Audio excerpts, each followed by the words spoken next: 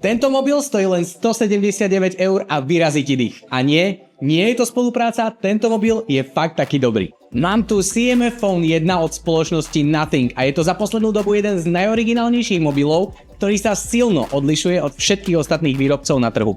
A teraz sa spolu poďme v rýchlosti pozrieť, čo všetko ponúka za túto cenu. Neuveríš. V prvom rade sa poďme pozrieť na dizajn tohto telefónu. Zadný kryt telefónu je farebný a vieš ho mať v rôznych farbách. Pretože kryt môžeš jednoducho dať dole a vymeniť si ho za rôzne farby. Takisto si tu môžeš pripevniť rôzne príslušenstvo ako napríklad stojan, šnúrku alebo púzdro na karty. A myslím si, že nie všetky verzie tohto mobilu to majú umožnené. Podľa mňa sa v Európe predáva verzia, ktorej sa nedá odobrať zadný kryt. Alebo som si takúto nejakú verziu kúpil. Poďme sa spolu pozrieť na výkon takto super lacného mobilu. Máš tu až 120 Hz dynamický AMOLED displej s rozlíšením 1080x2400, ktorý vie mať pík svietivosť až 2000 nitov a normálnu dlhodobú svietivosť má 700 nitov, čo je veľmi slušné. CMF1 má až 8 GB RAM a 8-jadrový procesor MediaTek Dimensity 7300 5G.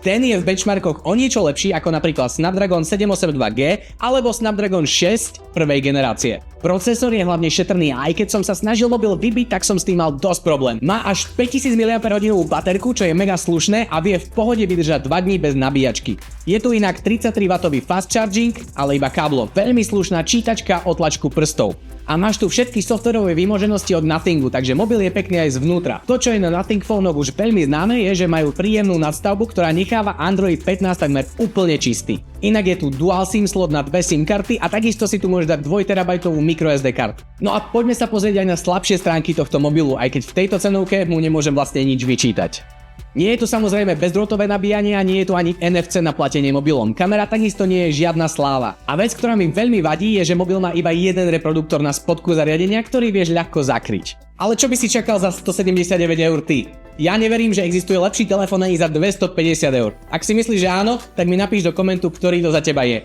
A ak chceš vidieť viac podobných videí, hoď mi follow, aby ti neušli.